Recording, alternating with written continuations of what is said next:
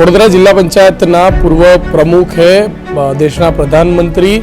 નરેન્દ્રભાઈ મોદી વિરુદ્ધમાં AI photo viral કરી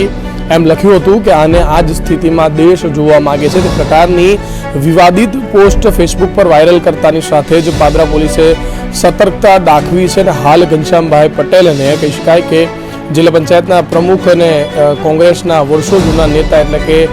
ઘનશ્યામભાઈ પટેલને હાલ પાદરા પોલીસે ધરપકડ કરી છે અને ધરપકડ કર્યા બાદ પાદરા પોલીસ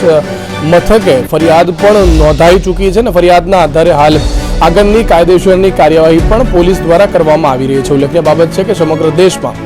ભારત તેમજ પાકિસ્તાનના યુદ્ધને લઈને કહી શકાય કે સંવેદનશીલ સ્થિતિનું નિર્માણ થયું છે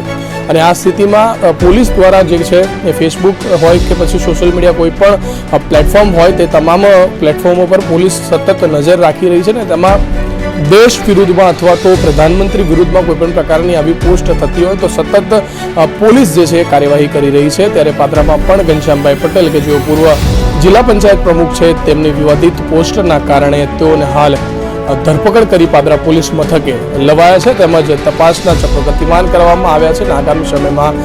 જે કાયદેસર કાર્યવાહી કરવામાં આવશે તે પોલીસ હાલ કરી રહી છે।